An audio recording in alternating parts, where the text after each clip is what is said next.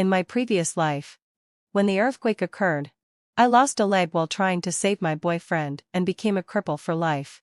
However, he allowed others to bully me, drove me crazy, and finally drowned me in the sea. Just because he blamed me for delaying his time to save my best friend, causing her to lose her life.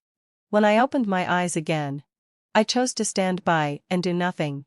This time, he finally managed to save my best friend as he wished, but he also injured his spine and became paraplegic because of it.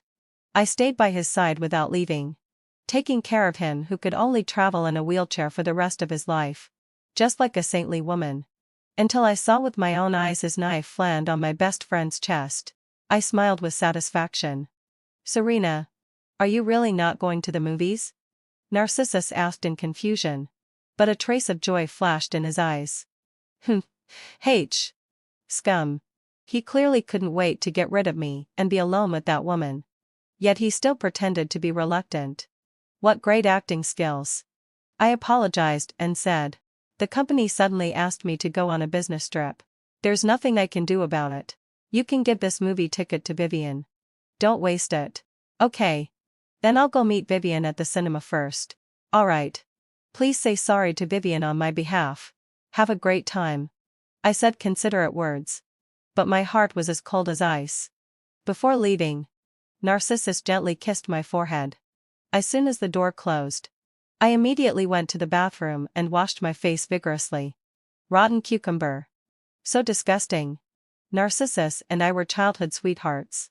After graduating from high school, we naturally became a couple.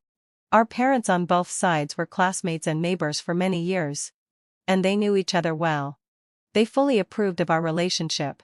I originally thought that Narcissus and I would live happily together until we grew old. But I was wrong. Terribly wrong. Without my knowledge, Narcissus actually had an affair with my best friend, Vivienne. I knew nothing about it and still regarded them as my closest lover and friend, until the earthquake happened. We were watching a movie in the cinema at that time. During the movie, Narcissus pretended to go to the toilet, but in fact, he was having an affair with Vivienne, who had secretly followed him. When Narcissus came back, the ground suddenly started shaking. There were continuous rumbling sounds from the ground, and the gray walls and lights on the ceiling were falling down. There was panic in the cinema, and everyone was pushing and shoving to leave. I didn't know that Vivienne had also come at that time, and Narcissus should have been afraid that I would find out about their dirty deeds. So he didn't say anything. So I just focused on pulling him and running away in a hurry. We escaped to a safe area together. Narcissus only had some scratches on his body, but I, in order to save him, blocked the steel bar that was about to hit him and lost a leg. Due to the untimely treatment, I could only walk limping for the rest of my life and became a cripple. And Vivienne, because the ceiling collapsed and blocked the exit in front, was buried in the cinema. When I learned that my best friend had died right behind us, I was deeply grieved. Narcissus stood silently in front of Vivienne's grave without saying a word. I just thought that his relationship with Vivienne wasn't deep, so I didn't pay much attention to it. But I didn't notice his tightly clenched fists. It was only later that I found out that Narcissus and Vivienne, that scumbag and slut, had already been having an affair behind my back. Narcissus even blamed me for Vivienne's death. He blamed me for pulling him away, preventing him from saving Vivienne. He blamed me for separating them and making them be apart forever. It's really ridiculous. Didn't he also just focus on running for his life at that time and didn't mention that Vivienne was there either? Now that he had escaped, he actually blamed me for saving him instead of Vivienne. In order to avenge Vivienne, he secretly drugged me day after day, making my spirit gradually become irritable and break down. At home, he either beat or scolded me, tortured my spirit with vicious words, and made me gradually become a crazy person in the eyes of others. "It's all your fault. You made me unable to save Vivienne. You disgusting bitch. I married you and made you Mrs. Narcissus, allowing you to easily obtain everything that should have belonged to Vivienne. Why didn't you die instead?" Outside, he played the role of a good husband in front of everyone, accompanying me to see a doctor and taking care of my daily life. He was naturally regarded as a one in a million good husband. No matter how much I said that Narcissus wanted to kill me, no one believed me. No one believes the words of a crazy person. I was in a crazy state for longer and longer periods. Finally, heading so filled way sorry. He took me to the seaside and chose to drown me in the sea at the moment when I was rarely sober. Narcissus once said that he would take me to see the sea and feel its grandeur. He took me to see it. But it was to end my painful life there and avenge his beloved. How ironic. I still remember the suffocating pain of the salty sea water pouring into my nose and mouth. Helpless and sorrowful. After closing my eyes in despair and unwillingness, I didn't expect that I was lying on the bed at home again. Looking at the time, it turned out to be 3 hours before the earthquake. Combining my experiences of reading novels and watching TV, I finally confirmed that I wasn't dreaming. I was reborn. This is the best gift that God has given me.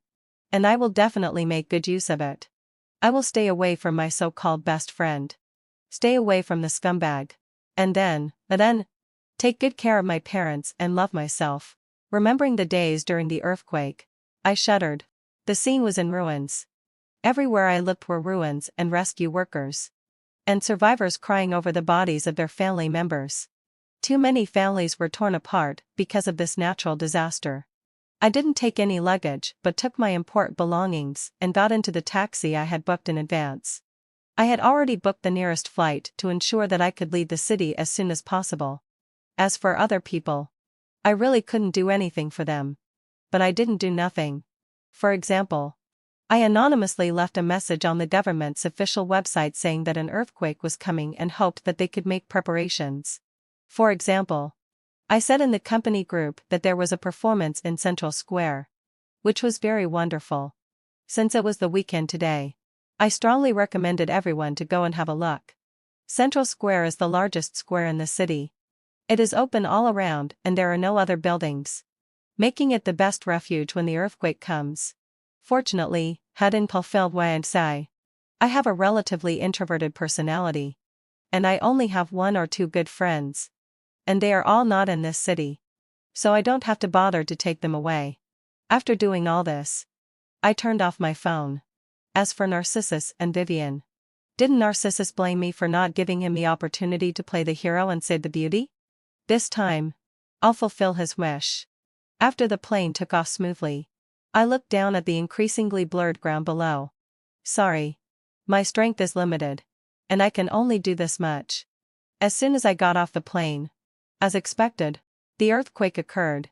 People around were all discussing this earthquake. There were even a lot of missed calls on my phone. They were from my parents and friends. I immediately called my dad back. Hello. Is that Serena? Serena, don't be afraid. Dad will come to save you right away. My dad comforted me on the other end of the phone.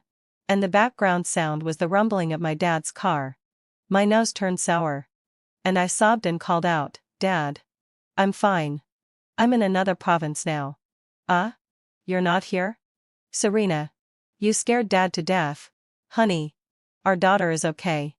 Don't cry anymore. Thank goodness. Fortunately you're not here. My dad was chanting Amitabha on the other side. And my mom grabbed the phone and asked, what about Narcissus? Why can't I get through to his phone? Where is he? When I mentioned that's scumbag, my excited voice suddenly turned cold. He's watching a movie with my best friend. They were probably crushed under the ruins together with Vivienne. Being a pair of miserable lovers. What do you mean he's watching a movie with your best friend? I said, Mom. Don't worry. I'll go back to find Narcissus now. No. You can't go. It's too dangerous. There are professional rescue teams for rescuing people. What else can you do besides sacrificing yourself? My mom firmly disagreed. I said, Mom. Don't worry. I signed up as a volunteer. I'm just going to help carry the injured. I know my limits and won't run to dangerous places. Just thinking about how I became a cripple for that scumbag Narcissus in my previous life. I gritted my teeth in hatred. I want to see if they can survive without me. After repeatedly promising my mom that I would come back home safe and sound, I went back as a volunteer without hesitation. At the same time, I also brought a large amount of food and water. Although I had the foresight but couldn't save everyone. I could only use this stupid method to make up for it. During the day, I carried a backpack filled with food and water and searched for missing people in the ruins. At night, I helped maintain order and distribute supplies to everyone. In short, I didn't stop for a single moment. I can say without hesitation that I was the most hardworking among the entire volunteer team. Besides wanting to do my little bit to save people, there was also a small reason related to Narcissus and Vivienne. In my previous life, Narcissus used his excellent acting skills to deceive the world and created the image of a dead husband. Now, why can't I use his method to create an image of myself as someone who loves my boyfriend desperately and doesn't care about my own safety for his sake? The more affectionate I appear now, the worse their ending will be when their affair is exposed in the future. So, when chatting during the volunteers' break and someone asked me why a young and delicate girl like me would come to such a dangerous place to be a volunteer, I would always say this: because I still haven't heard any news about my boyfriend, and I want to find him as soon as possible. Suddenly, there was a moment of silence. 5 days had passed. It had been exactly 5 days since the earthquake. Everyone knew that when it came to rescuing people, the golden 72 hours were crucial. If there was still no news after 5 days, even if he was found, he might just be a corpse. Everyone looked at my hands that were injured from digging through the cement ruins, and didn't say anything. Finally, an uncle comforted me: "Don't worry. Men have better physical strength and can hold on for 5 days. Maybe he'll come out tomorrow." I forced a smile. "Thank you." My pretending to be strong won me a lot of sympathy. Whenever I had a little rest time, I would accidentally let others see me sitting there looking dejected, looking at the photos of me and Narcissus. After this performance of mine, more and more people knew that I loved my boyfriend deeply. And as time went by, my enthusiasm for pretending gradually faded. During the time I was a volunteer, I saw countless families broken apart by the earthquake. Elderly people sending off their young relatives. The infants still in swaddling clothes lost both parents forever. There are so many people waiting for us to help. Yet I used this situation to act. What's the difference between me and a beast? Overwhelmed with boundless remorse, I gave up fabricating the image of a devoted lover and turned myself wholeheartedly into the rescue efforts. In the following days, I put Narcissus and Vivienne out of my mind. I took out all my savings, bought a large amount of supplies, and sent them here for everyone's emergency use. I also learned a lot of basic first aid methods and provided emergency treatment to the injured when the doctors were too busy. In short, I was extremely busy. However, compared to a few days ago, I felt more fulfilled in my heart. When the rescue operation was coming to an end, a fellow volunteer told me that Narcissus had been found.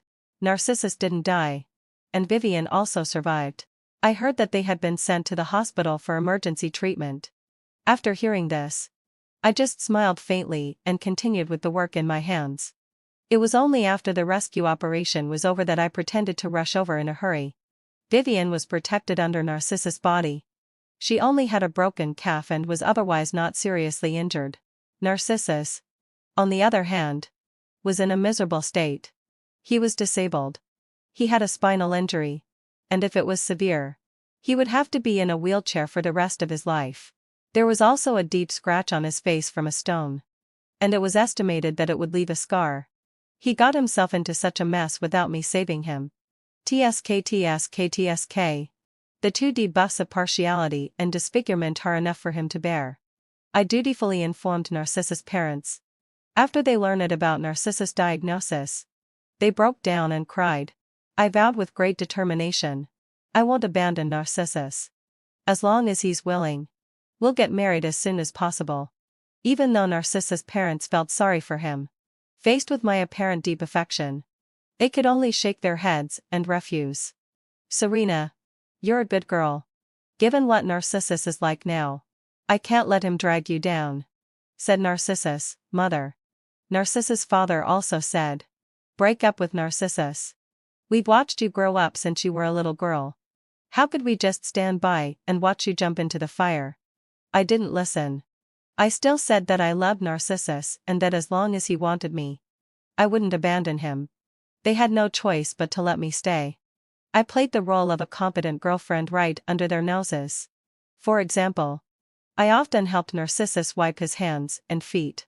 I also massaged his body every day to prevent muscle stiffness and other problems.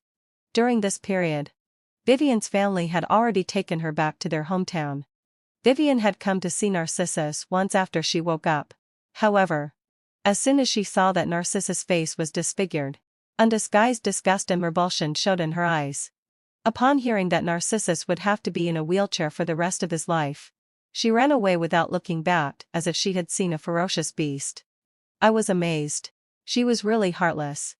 After all, he was her savior. It wouldn't be too much to say thank you, right? Narcissus' mother asked me who Vivienne was. Of course. I told her honestly. Vivienne is our friend. She was watching a movie with Narcissus on the day of the earthquake. According to the rescue workers, Narcissus was so badly injured because he protected her under his body. Narcissus' mother frowned and showed dissatisfaction on her face. Obviously, having parcelled my psyche, she also thought Vivienne's behavior was too heartless. But she didn't say anything. 2 days later, Vivienne's family came and transferred her to a hospital in their hometown. Before leaving, she didn't even take another look at Narcissus. A week later, Narcissus woke up, and the first thing he did when he woke up was to ask, "Where's Vivienne?" Narcissus' father hurried off to call the doctor. Narcissus' mother, who was crying with joy, and I surrounded Narcissus. Upon hearing this, Narcissus' mother immediately stopped crying and said angrily, "Don't mention that ungrateful person. You saved her. And she just came to see you once and left. I've never seen such a heartless thing." I quickly tried to dissuade her. Don't be angry. Narcissus has just woken up and can't be stimulated." Narcissus' mother had to stop talking. After the doctor came to examine Narcissus, he instructed, "The patient is recovering well. The scar on his face can be treated with medical cosmetology in the future.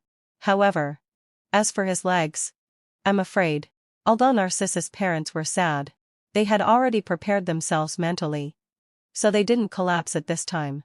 However, Narcissus, who had been resting with his eyes closed, suddenly opened his eyes. "Doctor, what's wrong with my legs? Why can't I feel my legs?" Narcissus began to struggle. Narcissus, don't move around, afraid that something might happen to him. Narcissus' parents quickly held down his upper body. Narcissus still kept moving around regardless. Then, let out a low sigh. He shouted in horror, "Where are my legs? Why can't I move my legs?" I held his hand in great grief. "Narcissus, you were hit by a huge boulder and injured your spine."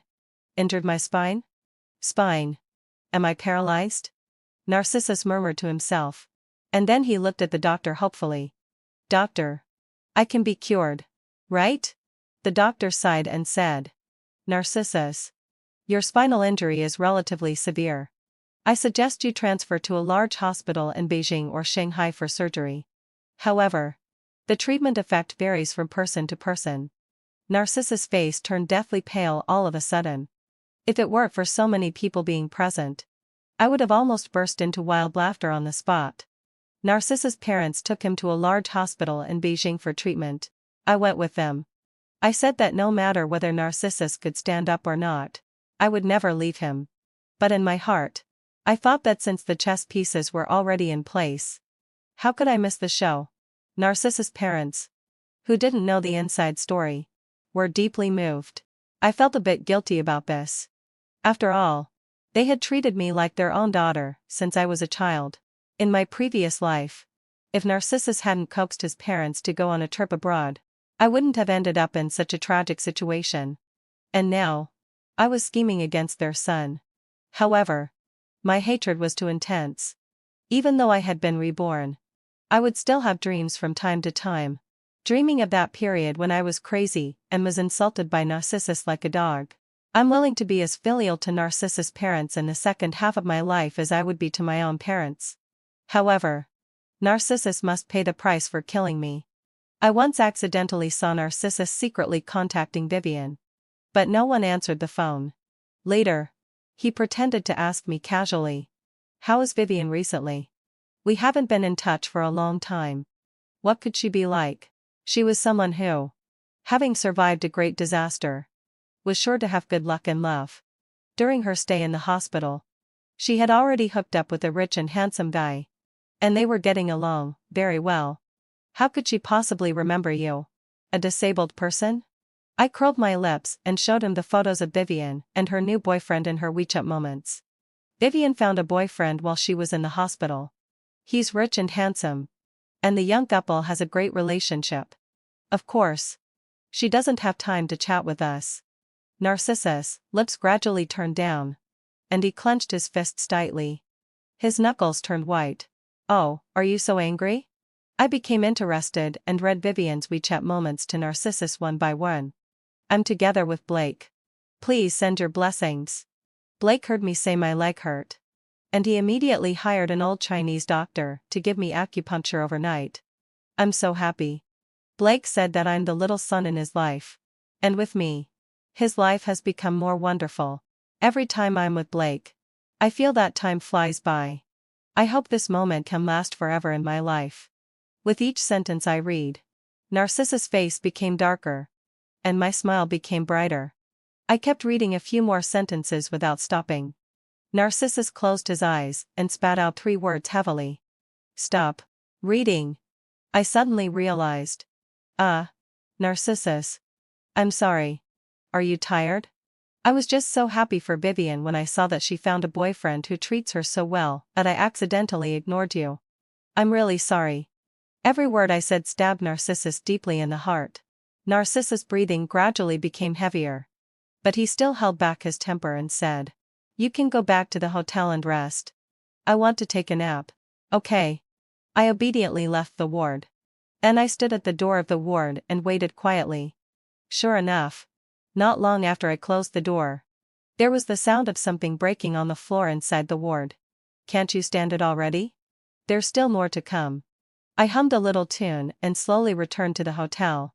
I waited on Narcissus like he was an emperor.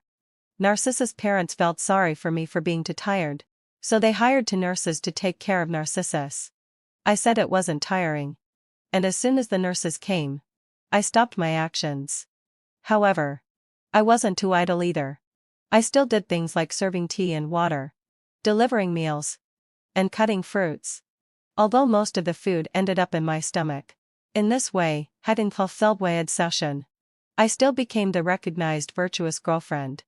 Narcissus' parents were both satisfied with me and felt sorry for me. Whenever they had the chance, they would still persuade me to find another good family. I always smiled and said, no. What would Narcissus do if I left? As soon as I said this, not only Narcissus' parents but also Narcissus was touched, but he was only slightly moved. Whenever he had the opportunity, he would still call Vivienne. I was really puzzled. I didn't know what kind of magic spell Vivienne had cast on him to make him so infatuated. Is it true that what you can't get is the best? I pretended not to know anything and still took meticulous care of Narcissus. At the same time, Narcissus' treatment was also ongoing. Unfortunately, his spinal injury was too severe. The doctor said that Narcissus would have to spend the rest of his life in a wheelchair. And even when in a wheelchair, he couldn't sit for too long. Narcissus had to stay in bed for a long time to rest to avoid worsening the damage to his spine. Upon learning this result, Narcissus' father tried to hold himself together and take care of things at home, while Narcissus' mother cried so much that she almost fainted. Narcissus, who had been holding on to a glimmer of hope, finally couldn't control his anger and swept everything within his reach to the ground. Get out. All of you get out. The floor was in a mess. Narcissus' father had already taken the fainted Narcissus' mother back to the hotel, and the nurses were too scared by the suddenly irritable Narcissus to say a word. I sighed and said, you 2 go out first. I'll take care of Narcissus. The 2 nurses fled the ward as if running for their lives. The warm orange light spilled into the ward, stopping at the foot of the hospital bed. I squinted my eyes and looked out the window, feeling extremely comfortable in my heart. In contrast, Narcissus had covered himself tightly with the quilt, not even revealing a single strand of hair, making him look particularly dejected and gloomy. A clear 38th parallel divided Narcissus and me into people from two different worlds. I suppressed the sarcasm at the corners of my lips and sat down by the hospital bed, looking concerned. Narcissus. It's okay. If this hospital can't cure you, we'll change to another one. If one doesn't work, we'll change to another again. With so many hospitals, there must be some experts with excellent medical skills who can cure you. There was no response under the quilt. I continued. Narcissus. Don't worry. I'll stay by your side. If you can't stand up, then I'll be your legs. Wherever you want to go, I'll accompany you. We'll travel all over the world. As long as you have ambition in your heart, what's the difference between being able to stand up and not being able to? While secretly tapping on my phone to find words to comfort him, I passionately read out the sentences I found online. My mouth was dry before Narcissus slowly pulled down the quilt. He asked in a hoarse voice. Really? I was still thinking about which sentence he was asking about when he spoke again. Will you really always stay with me? So it was this sentence. I held his hand sincerely and said, if you don't leave me, I won't abandon you. Narcissus opened his mouth but said nothing. However, his hand tightly held mine in return. I noticed it without showing any reaction. Narcissus' temper became more and more irritable. Apart from the huge gap of becoming a disabled person, there was also the cause of local pain caused by the spinal injury. Even though the doctor had prescribed medicine, Narcissus often couldn't sleep all night because of the pain.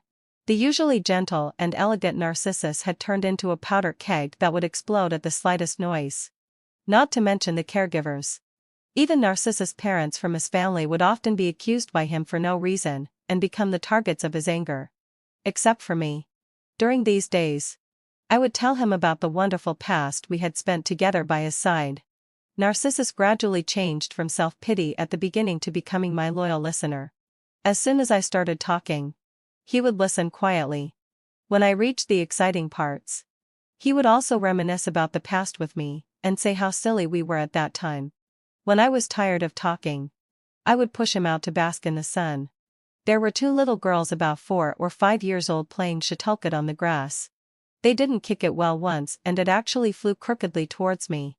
I picked up the shuttlecock and said to the little girl who ran over, "Little friend, the way you kicked it just now wasn't right." The little girl raised her face and asked in confusion, "Then how should I kick it?" I kicked it a few times to demonstrate. Their eyes lit up. "I see. Thank you, sister." I returned the shuttlecock to them and stroked their soft hair one by one. "You're welcome. Go and play." When I turned around, Narcissus had been watching the little girls playing.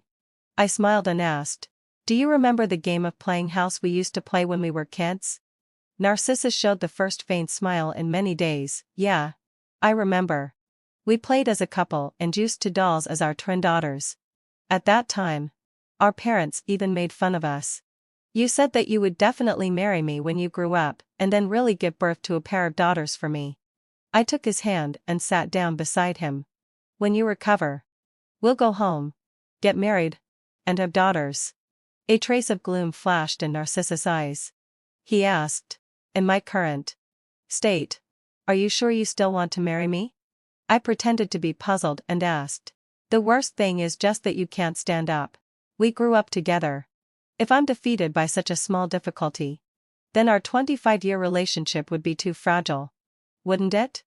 I gently shook his hand. "Don't worry.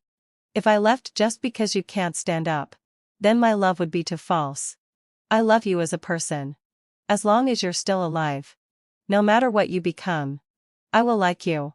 The women who would turn around and leave when they see you like this, or just after your money at most, they won't truly love you. The one who loves you the most is only me." In this way, I kept instilling in Narcissus the idea that I was deeply in love with him and that no one else would love him like this except me. I also took the opportunity to speak ill of Vivienne, who had flown away alone when trouble came. Through my continuous psychological suggestion, Narcissus was also convinced that the only woman in the world who would love him unconditionally was me. And Vivienne, who had run away as soon as she knew he was disabled and hadn't dared to show up until now, was a complete gold digger. He never called Vivienne again, even when her name was mentioned. Narcissus would show his disgust without any concealment. As for me, Narcissus almost obeyed my every word. He would lose his temper violently if he couldn't see me for a moment. But as long as I was within his sight, he would be as gentle as a cat showing its belly. Having only the owner in one's heart and eyes is what a qualified pet should be like.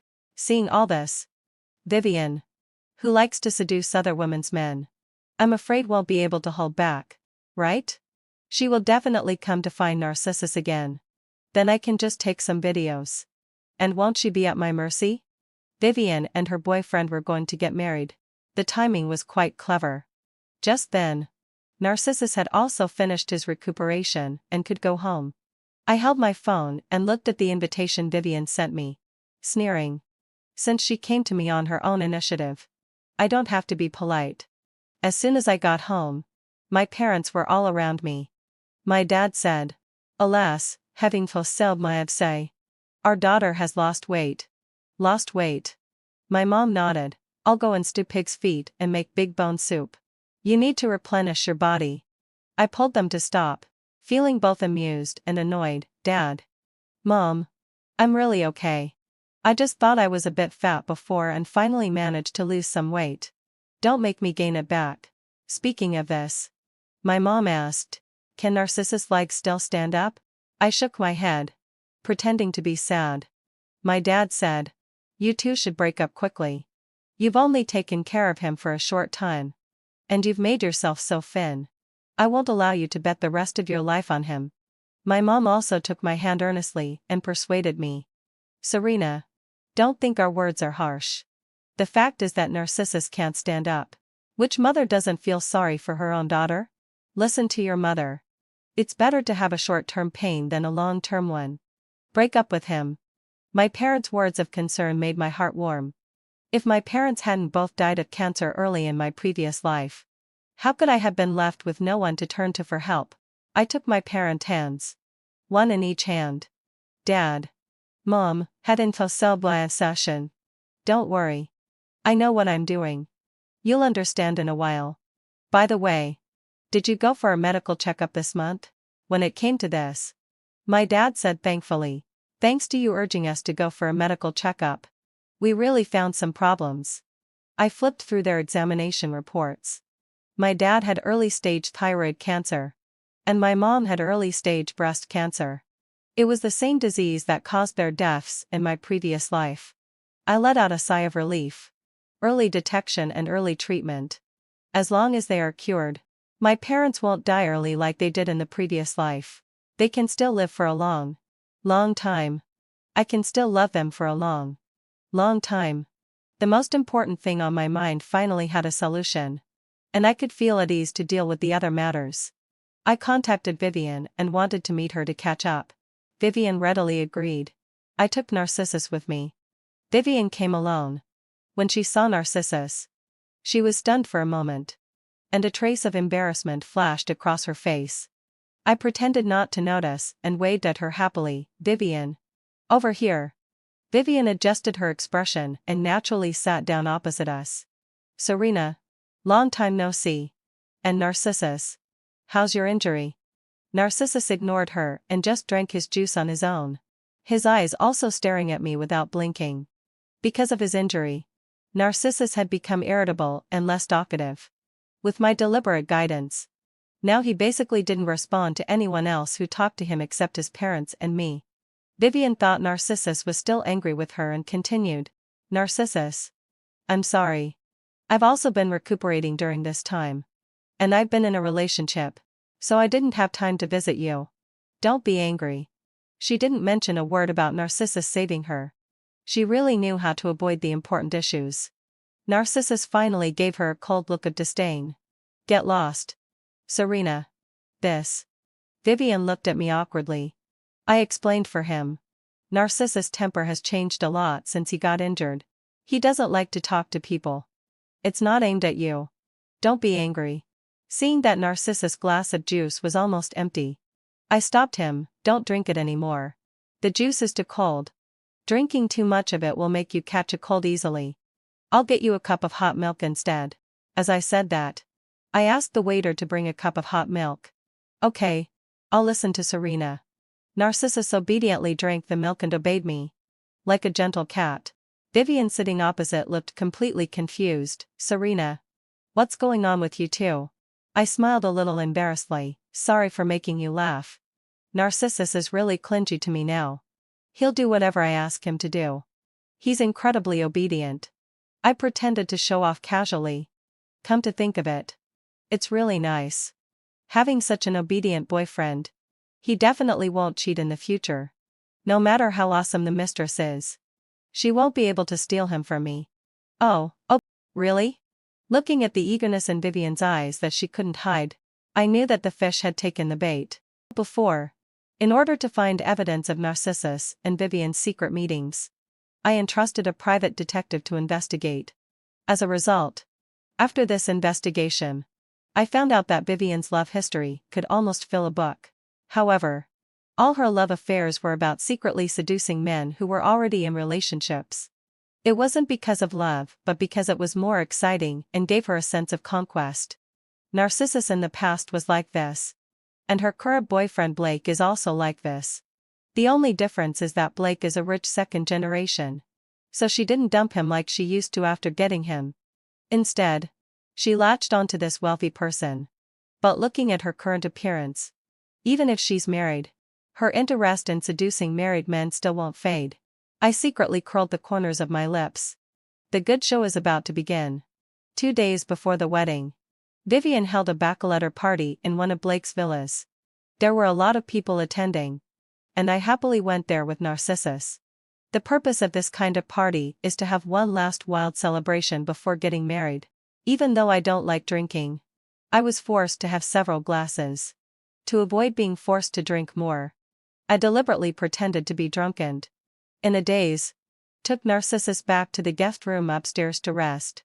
After giving him the warm milk brought by the servant, I arranged for him to go to bed. I took a quick shower and slept not far from him. About an hour later, there was a rustling sound outside the door. Then, the door opened. I quietly lifted a corner of my eyelid and peeked with the corner of my eye. It was Vivienne.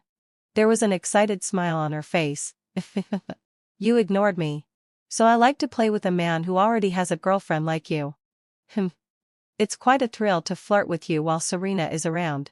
Then, whatever low sigh. There was the sound of her taking off her clothes. But she didn't succeed because Narcissus woke up. What are you doing?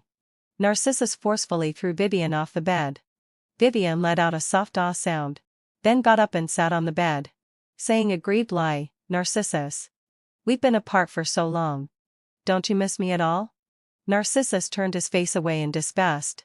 Miss you? Weren't you the one who disliked me for being disabled? Aren't you about to get married? What are you doing here pretending to be affectionate now? Vivienne looked on the verge of tears. Narcissus. You've misunderstood me. I didn't dislike you. I left you to raise money for your treatment. When I marry Blake, the money of the Blake family will be mine. Then I'll send you abroad for treatment. And you'll definitely be able to stand up again. She couldn't even come up with a better excuse. Does she think crowdfunding platforms don't exist? But Narcissus paused. And he asked hesitantly, really? Vivienne nodded repeatedly. Of course it's true. I'm only with Blake for his money. I love you the most. Narcissus' dark and gloomy face gradually improved. And I knew he believed her. Well, decades of companionship can't compare to a couple of sweet words from a best friend. Didn't I already know that? Thank you. You've worked hard. After saying that, Vivienne hooked her arm around Narcissus' neck. It seemed that I was going to witness a live scene today. However, Narcissus changed his tone. I don't need it anymore. With Serena by my side. Whether I can stand up in the future or not, Serena and I will be together forever. Let's just pretend that what happened tonight and before didn't happen. You can go back. I felt relieved. It seemed that what I had done in the previous period wasn't in vain. Vivienne was filled with jealousy and hatred. Are you kidding me? What about our deep love before? You clearly promised me that you would break up with her. It hasn't been long. And you've already fallen for someone else? Before was before. After the earthquake, it was Serena who accompanied me through the most difficult time. I can't live without her now. Without her, I can't survive. Narcissus' face was calm, but his hands were shaking continuously. Vivienne stared at him in disbelief. But she still kept leaning towards Narcissus. I don't believe it. Narcissus. We were so in love before. If that's the case, then hug me one last time. Look into my eyes and say you don't love me anymore. I endured the nausea and watched them hug for a long time. Finally, having to felt sigh, I couldn't stand it anymore and turned over with my back to them. The two of them fell silent immediately. In this situation, Vivienne could only reluctantly part with Narcissus. But they still agreed to meet again next time. Narcissus didn't agree. But he didn't refuse either. As soon as Vivienne left, Narcissus lay down beside me. But he tossed and turned and stayed awake until dawn. I knew he was hesitating. But it doesn't matter. I had already expected it. When we left the next day, Vivienne said with jealousy and reluctance, "You and Narcissus must come to the wedding tomorrow." I smiled without any warmth and said, "Of course. I've already prepared a gift for you. This big gift will definitely make you remember it for the rest of your life." On the day of the wedding, there were a large number of guests. In addition to the families of the bride and groom, there were also many business partners of the Blake family. I smiled and watched Vivienne, wearing the shyness of a bride, receive guests together with Blake. Just keep smiling. You'll have something to cry about later. Serena, why are you in such a good mood today? Narcissus held my hand and asked. I gently withdrew my hand in disgust and took a sip of the juice in my hand. My best friend is getting married. Of course. I'm happy. When will we get married? Of course. It's impossible in this life, the next life, or the life after that. Although I thought so in my heart, I still soothed him on the surface. After we attend the wedding, we'll go back and discuss it. The wedding proceeded step by step according to the process. Soon, sorry. It was the part where the sweet videos of the bride and groom were played. Everyone's eyes were focused on the large screen in front. The part where Vivienne expressed her heartfelt feelings to Narcissus was filmed and shown here. Vivienne's face changed drastically, and she was on the verge of collapsing. She shouted hysterically, turn it off quickly." Blake was first confused. But when he saw Vivienne saying affectionately that she was only with him for his money, and that she loved Narcissus the most, Blake's face darkened. Even his parents were furious. Vivienne rushed over to turn off the video. But the staff said awkwardly, "We can't turn it off. It seems that the system has been hacked by a hacker. And there's nothing we can do about it." I suddenly stood up and slapped Narcissus hard. "Narcissus. You're really something. You hooked up with my best friend behind my back. Are you very proud of that?" Narcissus' face was slapped to one side by me. And it quickly became red and swollen. He explained in a panic, "Serena. It's not like that. I didn't." I sneered and slapped him again, making both sides of his face equally red. "Not you? We've known each other for so many years. And I've never heard that you have a twin brother. Could it be that someone deliberately edited the video to frame you?" Narcissus was anxious to hold my hand. "It's really not like that. I did have a relationship with her before. But I slapped his hand away. And tears streamed down my face. "Narcissus. Have you forgotten? When you were in danger after the earthquake and no one knew whether you were alive or dead, I risked my life to be a volunteer and look for you. When you were injured and in the hospital, I took care of you all night without sleep. Even if you can't stand up for the rest of your life, I insisted on being with you despite my family's opposition. Unexpectedly, you secretly had an affair with my best friend. Do you think you can be worthy of me by doing this?" Narcissus was both guilty and angry. "Serena. I really decided to reject her. Please forgive me this time. Okay? You said you would be with me forever. Look. It turns out that the bride is a habitual mistress. Damn. The groom is also a scumbag. He abandoned his girlfriend and got together with this kind of woman." With the exclamation of the crowd, everyone's eyes shifted from us to the large screen again. Various evidence of Vivienne seducing men who already had girlfriends since her university days was displayed on it. Including me. There were more than 30 unlucky ex-girlfriends who were victimized. Blake's anger grew stronger and stronger. Finally, heading fulfilledly. He couldn't hold back and started hitting Vivienne. For a moment, there were screams and people trying to stop the fight everywhere. The scene was extremely chaotic for a while. When Narcissus saw these videos, his eyes were also dazed. He was like a beast that couldn't find its way home. Staggering towards me, I brushed away Narcissus' little finger that was carefully hooking mine. And with tears in my eyes, I said, "Narcissus, since you like Vivienne so much, I'll fulfill you. From now on, we won't see each other again. You can go and pursue the love in your heart with confidence. I wish you and Vivienne a long and happy marriage. May you be together forever." No. Narcissus held me tightly, his eyes full of madness and despair. "Serena, you can't leave me. I can't live without you. You saw it." Vivienne came to me on her own initiative, and I didn't agree to her. My heart trembled slightly. And I asked him, "Really?" Narcissus nodded repeatedly. I bent down and held his face in my hands, my eyes full of tears. "Then prove it to me. Prove to me with your actions who you choose between me and her. Before I see your sincerity, we should separate for now." After saying that, I forced his hand open and left the hotel. After leaving the hotel, I called Narcissus' mother and asked her to go and take Narcissus home. Narcissus' mother asked in surprise, "Aren't you attending a friend's wedding? What happened?" I sniffled and said with a sobbing voice, Narcissus got together with Vivienne behind my back. We broke up. Narcissus is at the hotel now.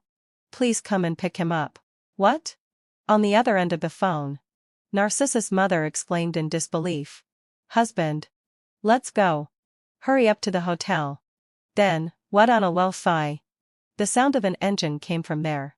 I continued, Although Narcissus and I don't have a future together, in my heart, you and Uncle Narcissus will always be my family. If you need anything in the future, feel free to contact me. My parents were diagnosed with early-stage cancer during a physical examination a few days ago. I want to take them to a large hospital in Beijing for a checkup and will be away for a while. In the future, I won't come to see Narcissus anymore. Narcissus' mother was silent for a moment before letting out a long sigh. "Good child. It's Narcissus who's sorry for you. You can come whenever you want in the future. Don't worry about him. Do your parents need us to do anything?" I smiled silently. "Thank you, Auntie. We don't need anything for now. My parents' illness was discovered early.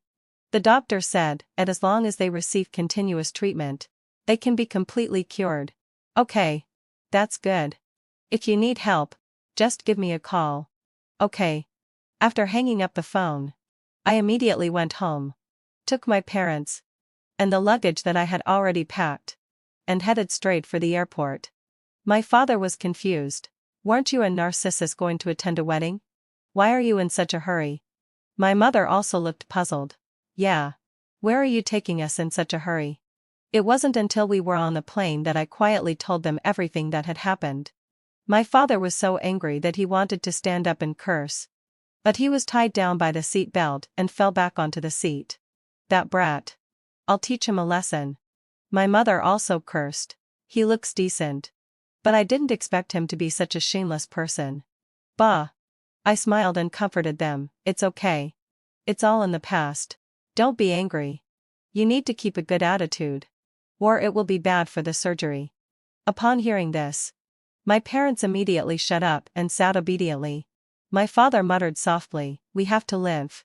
If we die, there will be no one to support our daughter when she's bullied."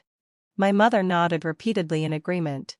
I curved my lips and looked at the clouds outside the window, feeling a warmth in my heart. It's so nice that my parents can still accompany me for decades. I devoted all my body and mind to taking care of my parents and never asked about Narcissus again. Because I knew that, as a fierce beast that I had tamed for so long, he definitely wouldn't let me down. Until one day, the sister who was a fellow patient in the same ward as my parents looked at me in surprise. "Hey. I've looked at it several times. Serena. It really is you." "Me. This young lady's name is Pearl. Pearl said that I'm now a celebrity and have even been on the trending searches." When I opened my phone, I found that the incident at the wedding that day had been filmed by someone who enjoyed the excitement and didn't think it was a big deal and then posted online. It was even ranked first on the trending searches. Netizens came one after another to condemn the scumbag boyfriend and the mistress, my so-called best friend, and stood up for me. Next. Soon someone recognized that I was still the affectionate girlfriend who had participated as an earthquake volunteer. No. There were even more netizens criticizing Narcissus. Even the past of him and Vivienne secretly having an affair behind my back was dug up completely, leaving nothing hidden. Wow. This young lady was on the same volunteer team as me at that time. At that time. In order to find her buried boyfriend. Her hands were all bloody, but she still refused to stop and rest. She was super affectionate. It's her. My savior. If it weren't for this young lady finding me, I might not have survived until now. Damn it. If I had such a good girlfriend, I would definitely treat her like an ancestor. How could I bear to make her sad? It's really true that you need to guard against thieves, fires, and your best friends. Encountering such a habitual mistress. This young lady really had extremely bad luck. Narcissus and Vivienne completely became people hated by everyone. The second trending search was still about the two of them. But it was rather terrifying. Scumbag boyfriend furiously kills the interfering mistress. I wasn't surprised at all. After all, this was a script that I had carefully thought out for the two of them. When people experience a huge change, their temperaments and mentalities will change. Taking advantage of the opportunity when Narcissus was injured, I tamed him into a fierce beast that would long for my love, be loyal to me, and be unable to live without me. And Vivienne was exactly the powerful stimulant for me to catalyze this beast. Of course I knew her personality. And of course I knew that when I took Narcissus to her wedding, she would pounce on him eagerly.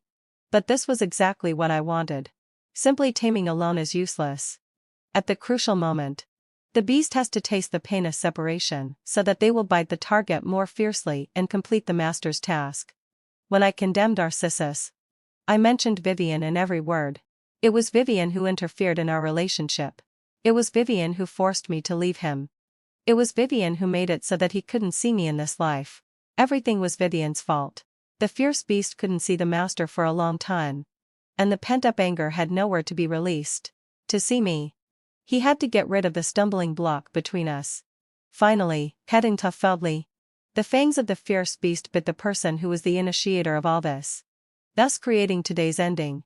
As for Narcissus, he has been arrested and brought to justice.